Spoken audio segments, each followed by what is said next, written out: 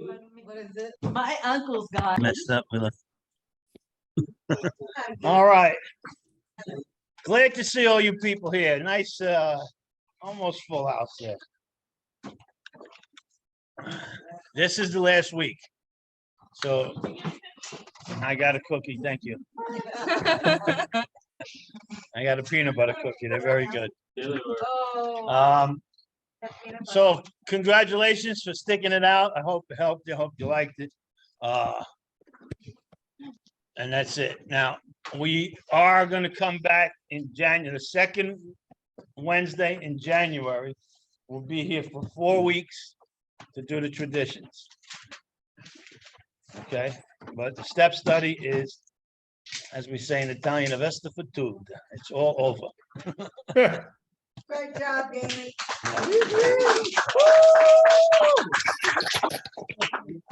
But it is online. You can always catch it whenever you want. And all right, so tonight we're going to finish off the 12th step. We're going to talk about the part where we carry the message to people. Okay, sponsorship. Then Basically. you said second Wednesday, right? The second Wednesday in January. I don't know the date, but January 10th. January 10th. 11. The Wednesday? Yes, January 11th. And we'll do 4 weeks, 12 traditions. So, and when we do the traditions, we talk about why they were written, the purpose for them, how they pertain to the group, and then we also do how you can apply the traditions in your life in different areas and help yourself like that.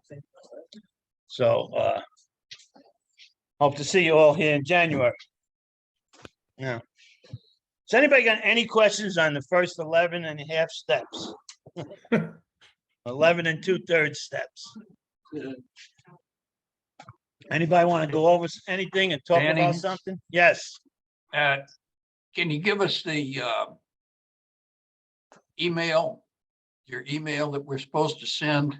Yeah, email To is you. Danny Fowl, DANNY, F like Frank, AL 0208 at Gmail. Danny Fowl 0208 at Gmail. Is your tradition study at the same time? Thank you. Yes. So the same time, 6:45 on Wednesday, starting January 11th for 4 weeks. Okay. So the way to fully learn something is to teach it. And that's what sponsorship is really about. Okay. So the idea is that you got sober, somebody spent time helping you get sober, and you change your life, and now you need to help somebody else get sober. You need to, again, I think we said it last week, it's not a choice or not a good idea. It's one of the steps. So I have to do that. And I think last week we talked about when can you start sponsoring somebody? I think we talked about that last week, right? Yes. Yep. Okay. So let's talk about the message. What is the message? Okay, because we're going to carry this message. And the message is that the first 11 steps will give you a spiritual awakening. It's helping the alcoholic find out what the problem is.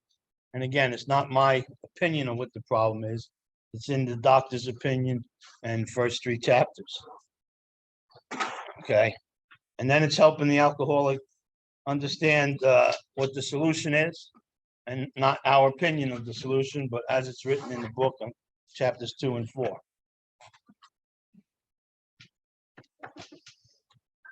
Then it's helping the newcomer get a program of action into their life.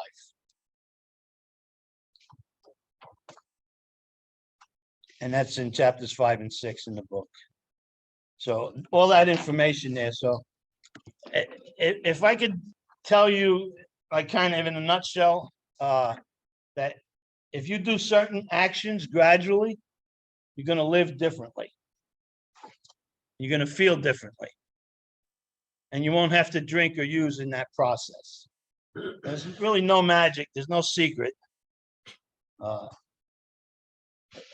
It's just that if you take these certain steps that are suggested as a program of recovery, you're gonna so reorder your life or your perception of life that you'll be able to live in this world as you without the necessity of alcohol and drugs to escape the world.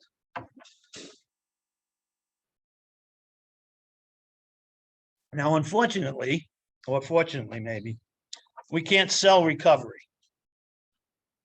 We can't sell the admission of powerlessness, and we can't sell or give away the desire to stop drinking. If we could bottle that up and sell it, we'd be rich, but we can't. So it all comes down to this. If you don't like the way you're living, inside yourself, deep inside in your stomach and in your head, and you don't want anyone else to know how you're feeling in your stomach and in your head, that you're really sick, but you can't hardly hide it anymore. Maybe you're ready to say, I need some help. So the best thing that we can do is we should just be good AA people. That's the best thing we should do. Just be good AA people. Because if they want what we have, they can get it. But here's an issue that happens a lot. If they don't want what we have, you can't give it to them no matter how hard you try.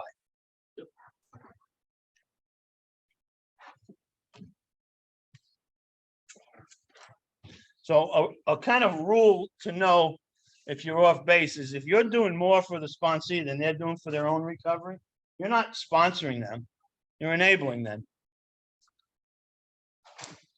So remember that, so you don't cause yourself pain and heartache.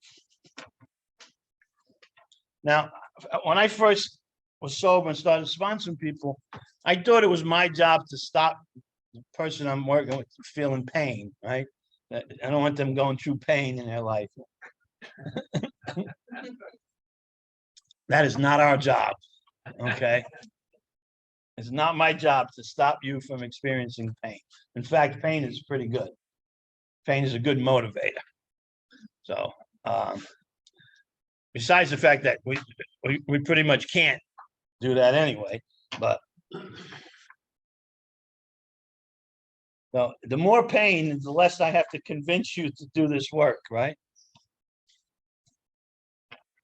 So the message to somebody that's in pain is if you don't like the way you're feeling and you don't like the way you're living, again, in your stomach and in your head, and you really want to do something, then take this program and put it in your life, and your life's going to change.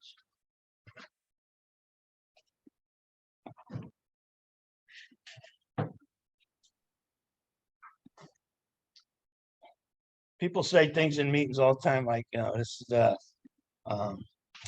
how's that go? This is not bad. We're not bad people. We're just sick people trying to get well. That may be the case for some of us. I know when I got here, I was a bad person. I have documents that could back that up. You know, so but also what you're learning here is you can't continue to act badly and grow spiritually. So there's going to come a point in each person's sobriety in their life that they're going to have to look in the mirror and say, you know, something's got to change. So that's a little bit at a time, piece by piece, but we have to change. Okay. So you can't act badly and grow spiritually. I say honesty is the foundation of sponsorship, and trust is the vehicle that lets it move along. Some people want to come in the program, get well, feel better, and work the steps. And they have that's putting the cart before the horse. We don't come in here and get well and work the steps. We come in here and work the steps to get well. So it doesn't matter the condition that you crawl in here, and you have to take steps in your life and change. Okay, put some steps in your life. And we've talked about this throughout the study, that the steps are not designed for you to stop drinking. That's not what they're here for. And because why? Because the steps don't address the symptoms. They address the problem. So not drinking is only the beginning of recovery. We talked about that. It's the tip of the iceberg. So the steps are designed to change you through an awakening spiritually to where you won't want to drink. And even beyond that.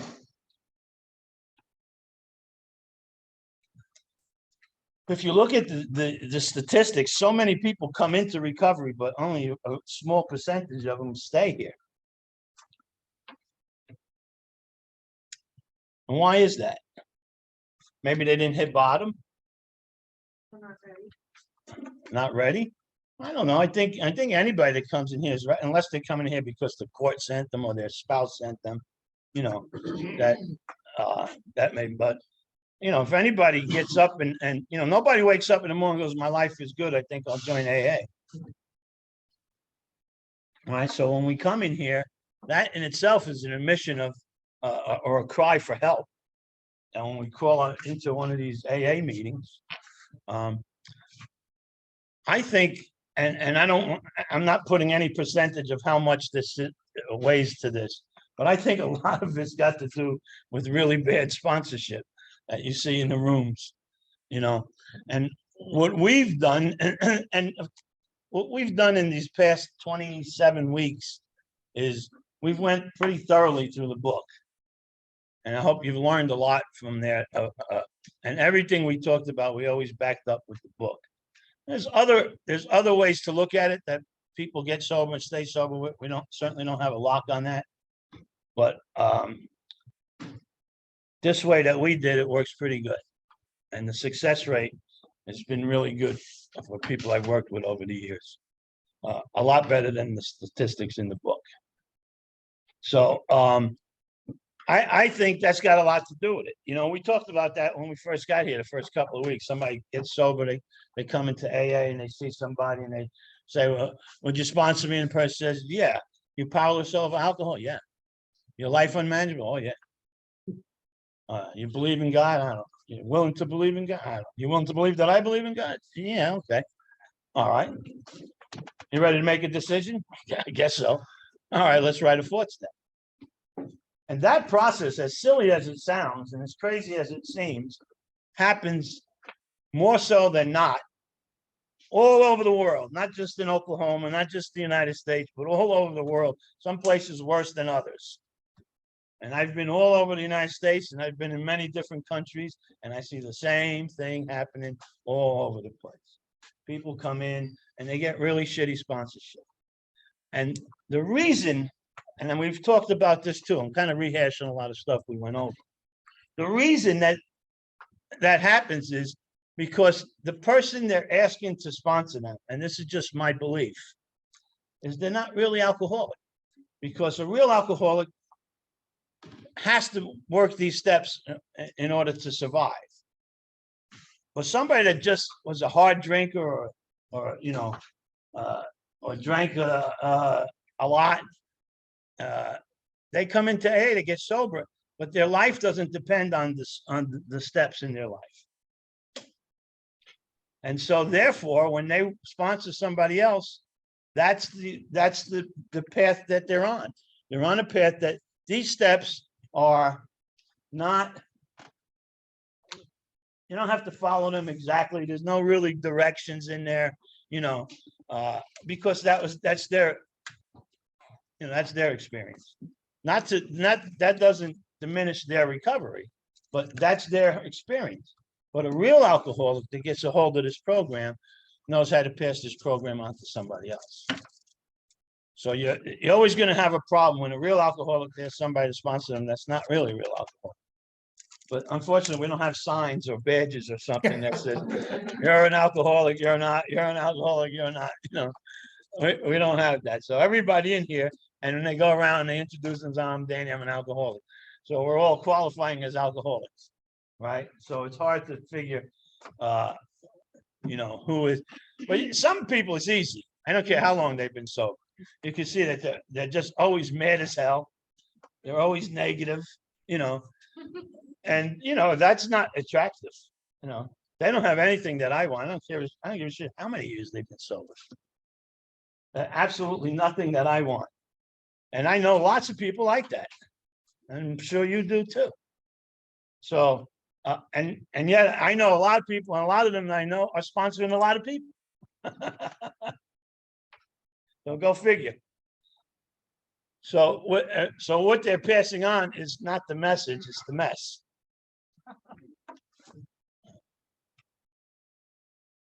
And that's what we have to do. We have to, we carry the message. We don't carry the alcohol. We carry the message. We don't carry out the message. That's your job. I've done this. I'm sober. Doing it for you is not going to get me any more sober. Probably mess me up a little and certainly screw you up good. So there's no, you know, you can't do it. It's not like school or college. Somebody does a test for you or something. So I just want to spend a couple minutes and talk about etiquette when you're sponsoring people, because there is such a thing as AA etiquette. Okay. One of the things you hear a lot is I fired my sponsor, or you know, that's a good one. I fired my. What I hear somebody saying when they share that they fired their sponsors, I hear them. What I really hear them saying is, I'm not really ready to completely give myself to the simple process. That's what I hear them saying. Though they're saying I fired my sponsor. You know, I think there's a couple of reasons why maybe you can fire your sponsor. They went back out and got drunk. That's a good reason. Or they're just not doing anything with you. And it's your recovery is your responsibility. You know, when I first got sponsored years ago, he said to me, if I tell you something and you don't think it's right, ask me to show you where it's at in the book. And if I can't show you where it's at in the book, you might not want to do it, because we're not talking about cured here. You know, we're talking about sick people. The room is full of sick people. So he said, you know, that you know, that's a little guide you can go by. And so I asked him everything he said. I asked him, where's that at in the book? You know, where's that at in the book? I was trying to catch something I didn't have to do because it wasn't in the book.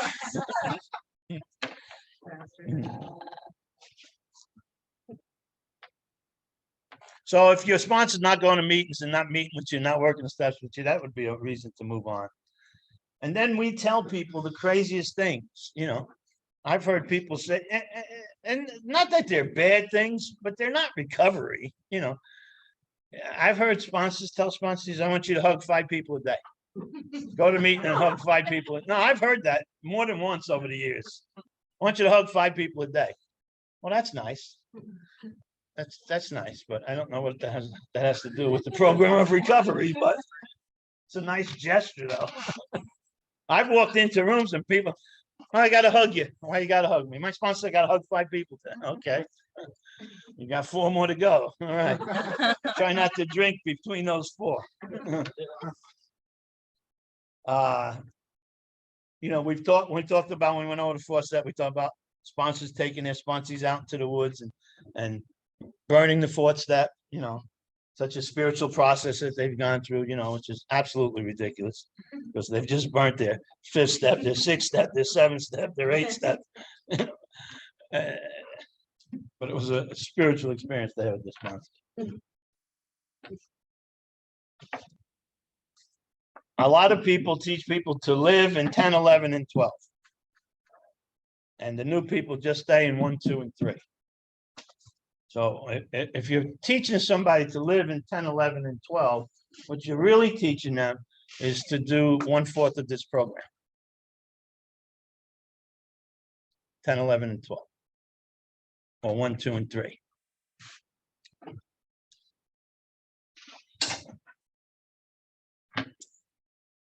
Two sponsors. How many times have you been to a meeting, everybody say, I'm so sick, I got 2 sponsors. You know what I hear when somebody says that?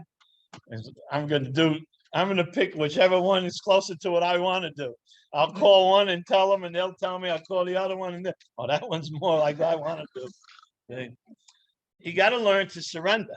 Remember, we talked about the example of the soldier being marched off to the prison camp when we did step 1, right? Remember that? And the soldier said, okay, I'm your prisoner, but I'm not giving up my girlfriend. I'm your prisoner, but I got to have my own apartment. It's crazy. Surrender, give up, or, what you're doing with 2 sponsors is you're conditionally surrendering. And then some people say, well, one is a spiritual sponsor. What's the other one? Drunk?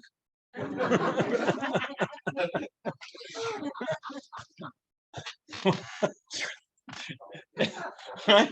If one's a spiritual sponsor, what the hell's the other one? Get rid of the other one. If he's not spiritual, get rid of him. No life coaches? Life coaches, yeah, that's a good one. Yeah. So here's another thing here's something bad, and this happens a lot too. So you're sitting in the meeting hasn't started yet. And your sponsee comes in, is about 2 minutes to go before the meeting starts. Your sponsee comes in all frantic, and they whisper in your ear, I got to talk to you. Can you come outside, or can you go into the kitchen? And the sponsor gets up and they go outside, or they go into the kitchen. That's not good.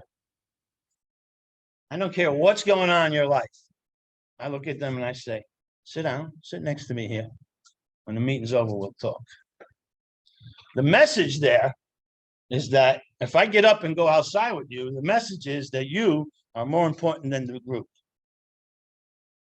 And you are not more important than the group. No individual is more important than the group.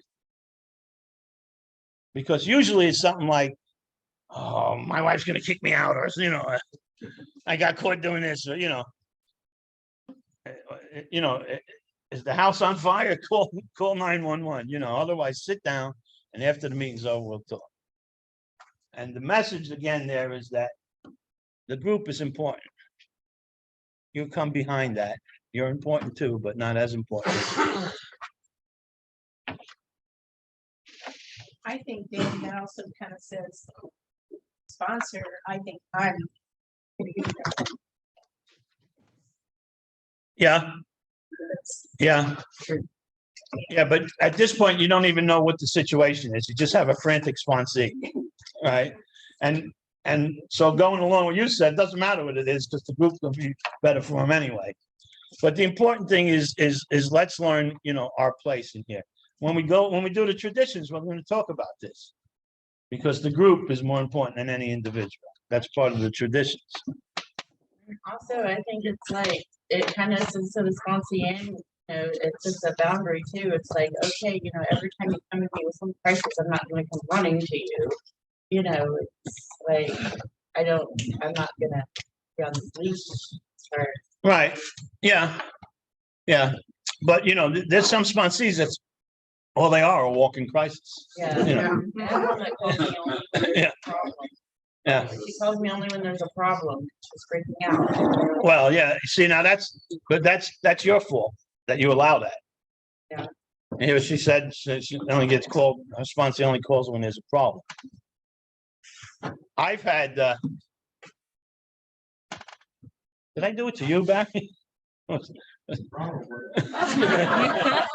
remember a long time ago, many, many years ago, where somebody called me and I forgot what they said, but it was, and they weren't calling me, and they called me to complain about something, and I said, hey, don't bother somebody else, and I hung up on them. Now, yours was with the sheet you gave me, right? Yeah. I asked him to sponsor me on Tuesday, call him on Wednesday, Thursday. Call me back on Monday. All right. Look now. Call me everything. Call me everything. Call me. And I hung up on you. Yeah, I like hanging up on people.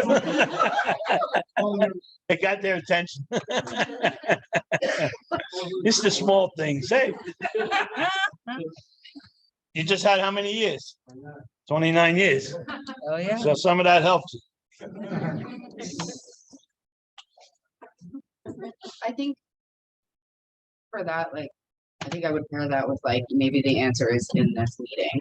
I don't feel like you're letting God work. in your life. Like, and that's what's happened to me. And it's like, just go to a meeting. And I'm like, shut the fuck up. Like, a sponsor is not going to help me with this whatever thing that I'm dealing with right now. Like, the meeting is not going to help me with that. But then I go to the meeting and I realize, like, I didn't need any of the things I thought I needed. I just needed to be in a room with other alcoholics. Yeah. Yeah. So, You know, making you wait until the meeting is over doesn't eliminate your problem, you know, and it just puts it in its perspective. You know, you have a problem, so do I. Matter of fact, I'd say there's about 40 problems in this room right now, right? So we all have problems, but you know, if we all was too frantic, what kind of meeting would that be? You know, nobody would be paying any attention. We'd all be talking to each other and telling them our problems. Yeah.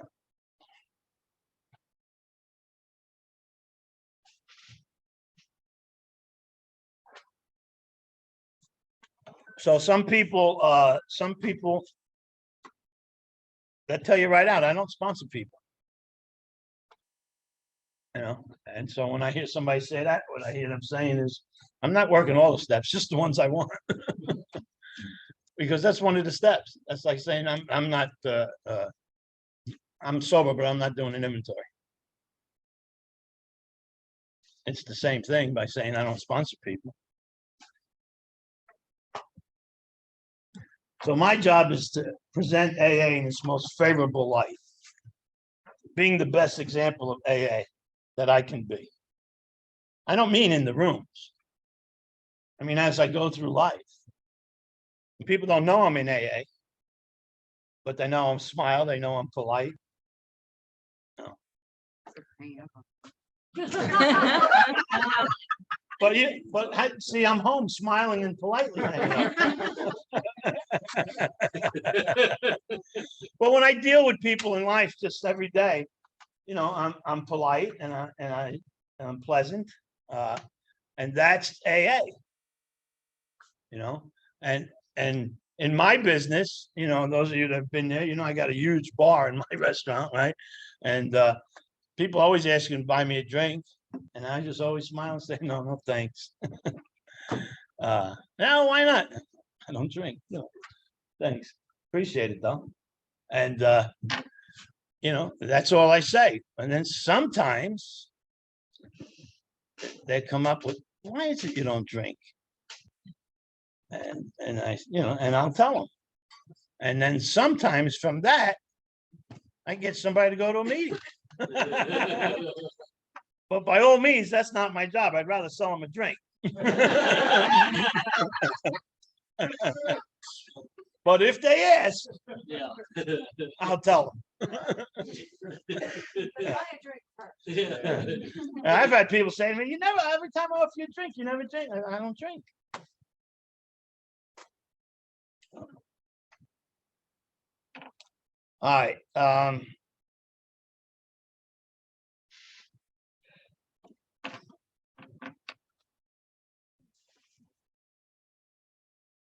think being desperate and terrified is when you get here is important.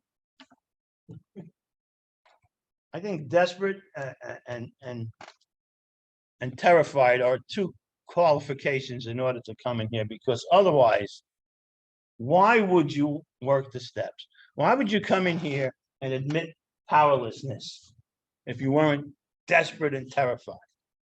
Why would you write an inventory about your life and then share it with somebody else if you weren't terrified and desperate? So we don't need to fix that terrifying, desperate feelings that you have. We just need to get you to write the steps, to work the steps. Because you got to take that terror and that desperation in order to apply these steps in your life. Who would do a searching and fearless moral inventory that's not terrified and desperate about where they just came from? So we got to focus on the right stuff. What we need to focus on is the 12 steps, not their terror and their desperation. I got to make them feel better. No, you don't. AA's gotten a little lighter around these days, because when I got sober, it was like, we don't give a shit how you feel. Who gives a shit how you, I don't know. Nobody asks you how you feel. And today it's, a little lighter than that, but that's okay.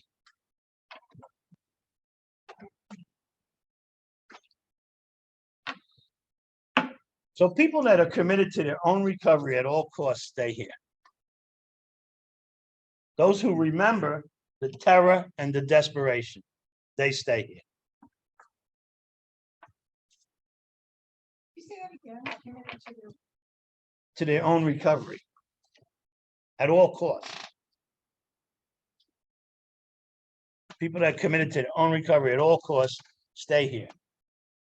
And that's those of us that remember the terror and the desperation.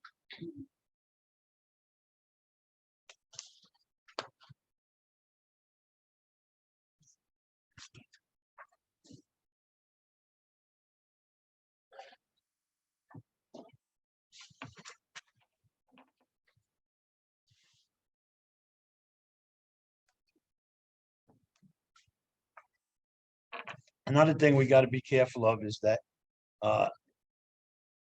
how we tell people. See, some people you have to slip the program to them, and some people you got to smash it over their head, and you got to figure out which one you're working with today. Which one is that? Slip it to them or smash it over their head, because everybody sees things differently, right? The message is the same. How you present the message may be different, and that's okay. I made some errors trying to force people to see things the way I see them. First of all, my mind is freaking warped, so not a lot of people on this level of warp, so they're not going to see things the way I see them. So, but early on, I wanted my sponsees to get this thing so bad, and in some cases, I wanted it more for that person than they wanted. So I kind of thought my job was to make them want it. So I kept some people in CA and AA that didn't really want to be here. And subsequently they left. And I thought I failed. Then I went from thinking that I failed to thinking, what's the matter with these people? Don't they know who's sponsoring them?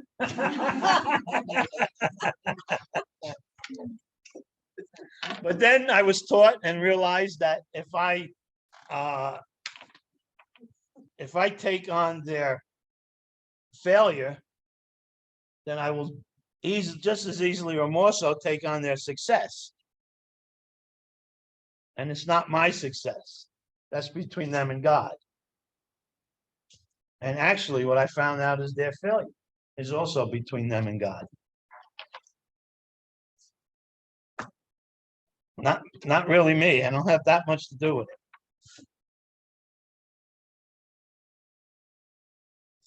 So I can't get you sober, and I can't get you loaded. That's the bottom line. Something dramatic happens to sponsors, and if they don't handle it right, it gets a little awkward, right? When you first become a sponsor, your sponsees love you. They do. And they look up to you, and they kind of, I may be exaggerating a little, but they kind of worship the ground you walk on, right? The sponsor is the best thing for them, right? It's kind of like a little child with their parents. That little child, their parents, God, and they love their parents, and and that's the way they see that. As that little child starts to grow, preteen and all that stuff, as they're growing, they start to see the humanness of their parents. And, you know, in their teens, they start to rebel a little bit, right? This is what children do. And in their early 20s, they're like, you know, my parents don't know nothing, but they, you know, I love them, but they don't know shit, you know. And then when they get into their 30s and late 30s, and they start thinking, you know, my dad was right, my mom was right, you know, should have listened to them. And by the time they're in their 40s, the circle is complete, and they come back and they want to cherish and spend time with their parents, because they love them, and they see that, you know, they only wanted to help them, and that they knew what was going on in life, right? That's the same exact thing with a sponsee. And so in that process, all you need to do is stay an AA person. Just be you in AA. Don't try to change. If you try to change, and listen, I sponsor a lot of people. I sponsor guys all over the world, and women too. And if I try to change and be whatever for the person I'm working with, I don't know who the hell I was. So the best thing I can do is remain me and practice this program for me. And then I'm able to help you, no matter what stage of that cycle you're in, you know, adolescent, or, you know, because the sponsee looks at the sponsor the same way a child looks at their parent. It's pretty much a good analogy.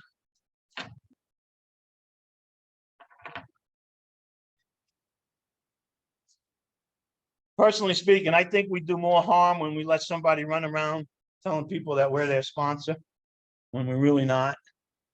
You know, they asked you to sponsor them, you said, yeah, and that was like 6 months ago, and they called you 3 times. But every time that, you know, you talk to somebody, hey, I just saw Joe, you know, your sponsee, Joe, who's, I don't even know who they're talking about. Who's Joe? He says, you're a sponsor. And then okay, Joe, and I look up his number. I go, Joe, do me a favor. Stop telling people I'm your sponsor. Oh, but Joe, no, I'm not your sponsor. You're sponsoring yourself.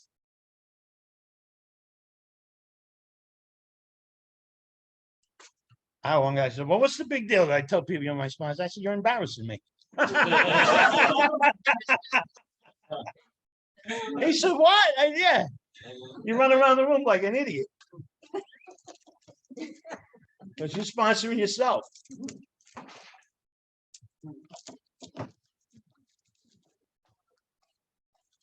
Oh, bless your heart, bro. The message is really simple. If you want to be right, act right.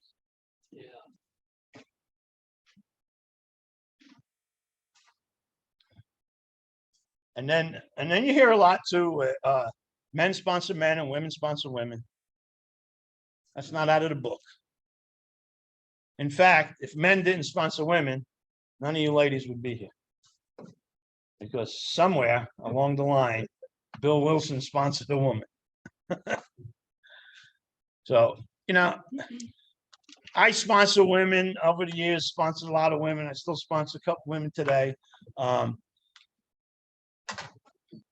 Personally, I think a woman is probably better off working with a woman, and a guy is probably better off working with a guy, but I won't turn anybody away that wants my help. Somebody asks me to sponsor them, as long as you do what you're supposed to do, I'll do my part.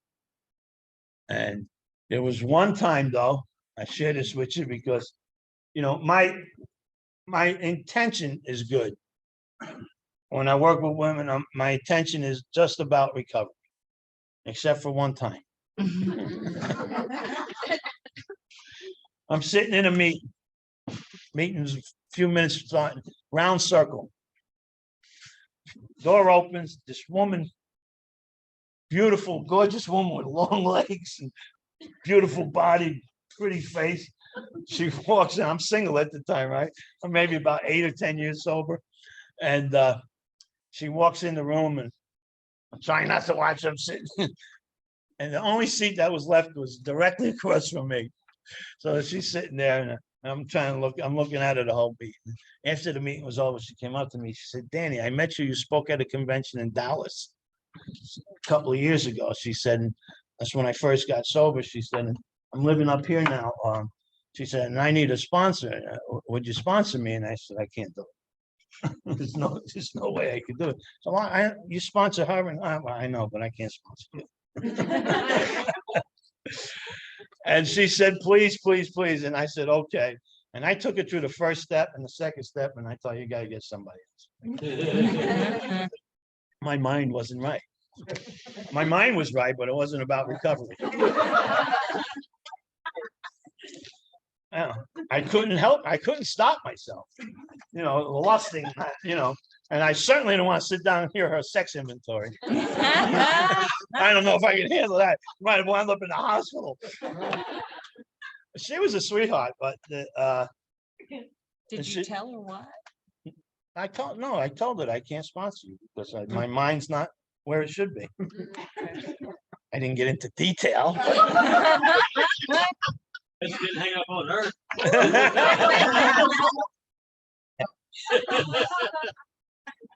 No, you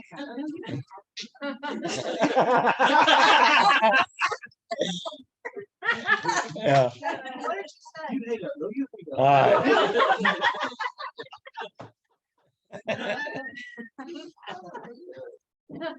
So here's the truth, right? I want the best for the people I sponsor. I want the best for even the people that I don't sponsor. So when I ask my sponsees, how you doing? I'm doing good. Okay.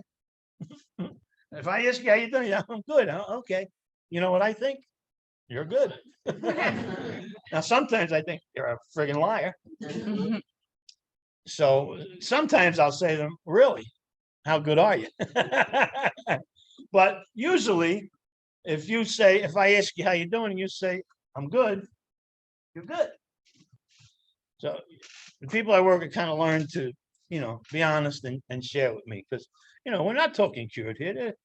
There's a lot of shit in these heads that we got. So good is, I don't know.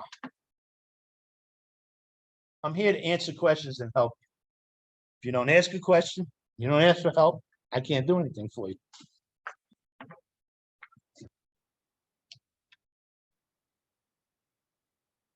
So again, I can't force anything on you. If you want what we have, you can have it. If you want what I have, you can have it. If you don't want what I have, I can't give it to you. No how, no way. There's no way I can implant that to you.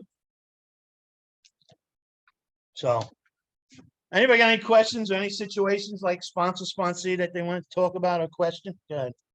Wanted to ask you tonight, I've got a new one, and I was thinking about doing things different and taking them through the book, and I was gonna meet up with you and do this, do all the regular sponsors, calling every night, the reading assignments, whatever. Do you recommend going through this 25-week or 27 process? Absolutely. I have a lot of guys that I sponsor, especially in Europe. I sponsor probably 4, 5 guys in Europe. And those guys sponsor probably 30 guys. And all of them have gone through the videos. So what they do when they get a new sponsee, they watch the video, they'll watch 1 week, and then they'll sit down with them with their books and they'll go over what they saw and what they want, and they'll talk about, and they go through the steps like that. So do it and then recap. Yeah, have them watch the video and then sit down with them once a week. Oh, I thought I'll watch the video. I might watch the video with them because Well, you could do that, but that's probably going to get old for you, or I like it. yeah.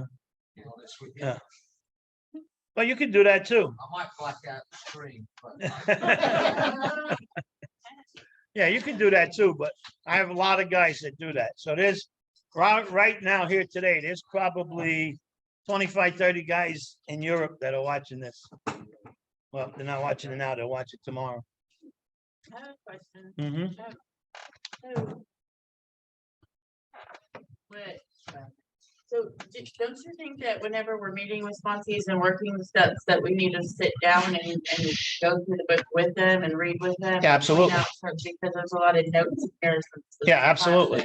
Because I mean, some say that you just, okay, read the doctor's opinion, okay. No. Field story. No, you have to, no, you absolutely need to sit down with them. So maybe you missed what I said. These guys that watch the videos, they'll watch the video, then they'll sit down with their sponsor and go over it. But you absolutely have to sit down and go over the work with somebody. I wasn't. Yeah. Even repeating off that, but it was just something I've heard before, people saying. I don't need to sit down with you and read sentence to sentence in the book. That makes no sense. Okay, You know. can read it and then we can kind of go over. So here's the thing, right? I know what pertinent information you need to get out of here. So when if you read this chapter and we're sitting down going over it, I go, what do you think about this? So did you read about that? Did you get this? Right? So, and like I tell you way back on week 1 or week 2, the best way to study the book, read 2 paragraphs, stop, think about what you just read, write your questions right in the book, reread those 2 paragraphs. Any more questions, write them down, otherwise go on to the next 2 paragraphs. So I know when somebody hasn't read the thing by asking them a question, So. I can say that when we started this, paper was funny. And so we've gone through steps of what I normally do with the book, but class, I think it's amazing. Yeah, I mean, it's like. So you're much more advanced than the normal newcomer, right? I mean, I'll go through and read something like part of the stuff, and then I didn't understand anything until I came here. Yeah, it makes it all like pieces together. Well, that's good. I'm glad that helps you. Yeah, and you always got the videos to go back to. And we've sat and caught up on the videos together, and that's been amazing too. So, Well, good. Thank you. All right, I'm going to read a few things to you, and then we're going to quit. It's been a pleasure. I thank you for the time. All right, a couple of funny things. I don't know if you guys have seen this one before. It's been around for many, many years. Rent a sponsor. It says, are you tired of being told like it is? Still looking for that easier, softer way? Had enough of that same old time tested direction? Then you are ready for rent a sponsor. No reading, no writing, no deadlines, many models to choose from. Standard features include listening to your sniveling without constant reference to the steps, co-signing your excuses and rationalizations, working with only the steps you want in the order you choose. Yes, at Rent a Sponsor, we know how unique you are, and we do understand. Learn the secret of giving it away before you even have it. Why walk the walk when you can just talk the talk? Remember, it's better to look good than to feel good. Oh, damn. Why save your ass at the cost of saving your face? Half measures, our specialty. Call 1-900 Pour Me One. POUR Me One. Call now and receive a free copy of Staying Sober on War Stories Alone. I love that. All right, here's another one. A man is flying in a hot air balloon and realizes he's lost. He reduces height and spots a man down below. He lowers the balloon further and shouts, "Excuse me, can you help me? I promised a friend I'd meet him a half hour ago, but I don't know where I am." The man below says, "Yes, you are on a hot air balloon hovering approximately 30 feet above this field.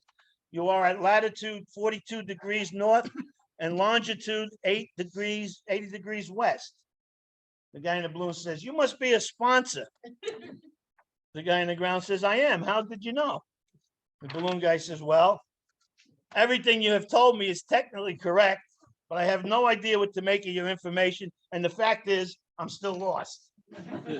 The man below says, "You must be a sponsee." "I am," says the balloonist, "but how did you know?" "Well," says the man, "you don't know where you are or where you're going. You have made a promise which you have no idea how to keep. and you expect me to solve your problem. The fact is, you are in the exact same position you were before we met. But now, somehow, it's my problem, my fault.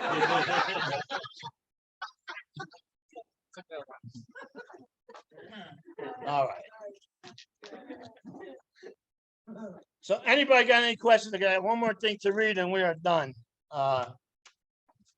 Anybody got any questions on any of the steps? Anything we've talked about or maybe missed or something at all? Okay. This is not a funny one. This is a serious one. This is called I Stand by the Door. It was written by Sam Shoemaker. If you don't know who he was, look him up. He was a good AA friend. He wasn't one of us. He was a good friend of Bill's. So Sam wrote this. He says, I stand by the door. I neither go too far in nor stay too far out. The door is the most important door in the world. It is the door through which people walk when they find God. There's no use my going way inside and staying there when so many are still outside as they, as much as I, crave to know where the door is. And all that so many ever find is only the wall where a door ought to be. They creep along the wall like blind people with outstretched groping hands, feeling for a door, knowing there must be a door, yet they never find it. So I stand by the door. The most tremendous thing in the world is for people to find that door, the door to God. The most important thing any person can do is to take hold of one of those blind, groping hands and put it on the latch that only clicks and opens to the person's own touch. People die outside that door as starving beggars die on cold nights in cool cities in the dead of winter. Die for want of what is within their grasp. They live on the other side of it, live because they have not found it. Nothing else matters compared to helping them find it and open it and walk in and find him. So I stand by the door. Go in, great saints. Go all the way in. Go way down into the cavernous cellars and way up to the spacious attics. It is a vast, roomy house, this house where God is. Go into the deepest of hidden casements, of withdrawal, of silence, of sainthood. Some must inhabit these inner rooms and know the depths and the heights of God and call outside to the rest of us how wonderful it is. Sometimes I take a deeper look in, sometimes venture in a little further, but my place seems closer to the opening. So I stand by the door. There is another reason why I stand there. Some people get part way in and become afraid. Least God and the zeal of his house devour them, for God is so great and asks all of us. And these people feel a cosmic claustrophobia and want to get out. Let me out, they cry. And the people way inside only terrify them more. Somebody must be by the door to tell them that they are spoiled for the old life. They have seen too much. Once taste God, nothing but God will do anymore. Somebody must be watching for the frightened who seek to sneak out just where they came in, to tell them how much better it is inside. The people too far in do not see how near these are to leaving, preoccupied with the wonder of it all. Somebody must watch for those who have entered the door, but would like to run away. So for them too, I stand by the door. I admire the people who go way in, but I wish they would not forget how it was before they got in. Then they would be able to help the people who have not yet even found the door, or the people who want to run away again from God. You can go too deeply and stay in too long and forget the people outside the door. As for me, I shall take my old accustomed place, near enough to God to hear him and know he is there, but not so far from people as not to hear them. And remember, they are there too. Where? Outside the door. Thousands of them, millions of them, but more important for me, one of them, two of them, 10 of them, whose hands I am intended to put on the latch. So I stand by the door and wait for those who seek it. I had rather be a doorkeeper. So I stand by the door. Thank you, guys. Appreciate it.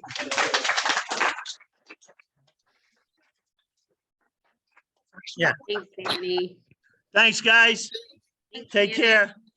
Thanks, Danny. I'm available to come to your city.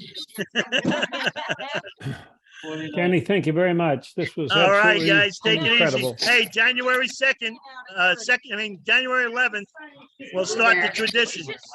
Send me an email. All right, Okay, guys. Danny. Bye. Thanks a lot. Thank you, Danny. Signing out.